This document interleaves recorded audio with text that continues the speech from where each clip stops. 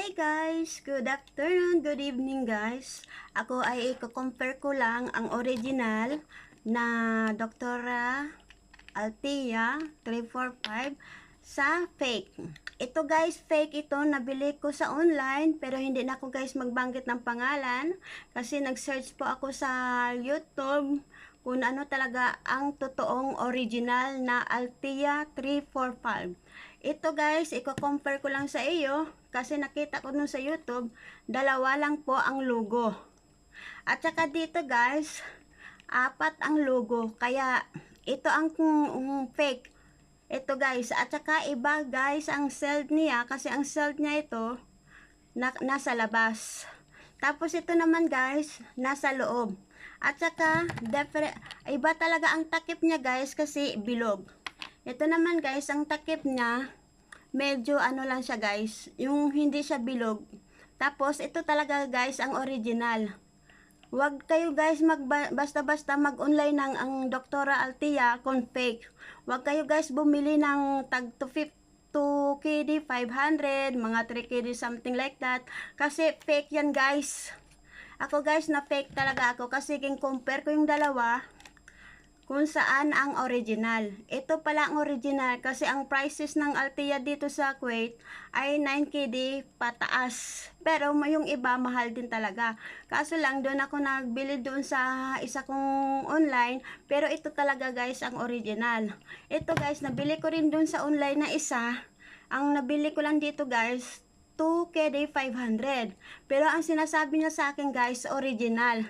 Tinanong ko pa sa guys kung original talaga ang benta niya kasi hindi magkaparehas ang logo.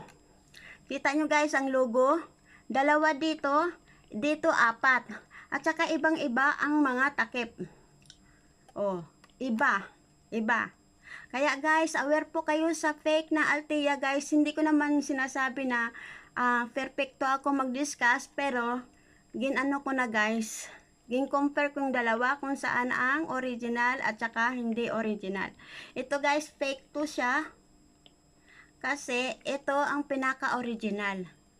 Ito kasi dito mo siya makikita sa sold niya nasa labas, 'di ba? Ito ang totoong original na Doktor Althea 345 cream.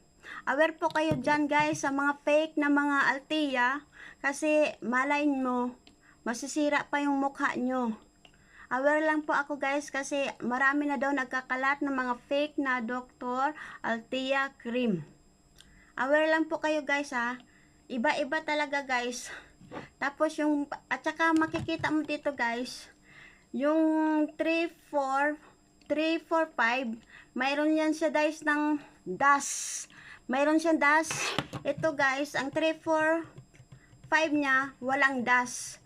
That's mean, fake siya guys. Kailangan dyan, makikita nyo yan guys, na may 345 and dust. Oh. Kaya, mahirap talaga guys, magpili talaga ng doktora. Dapat guys, doon na lang kayo bumimili sa mga original. Kahit mahal yan guys, okay lang yan. Basta wag lang kayo bumili sa mga mura-mura na mga doktor. Kasi fake yan. Mag-search kayo guys sa YouTube, sa Googles, kung ano talaga ang totoong original na Doktor Althea 345 cream. That's all guys. Thank you so much. Bye!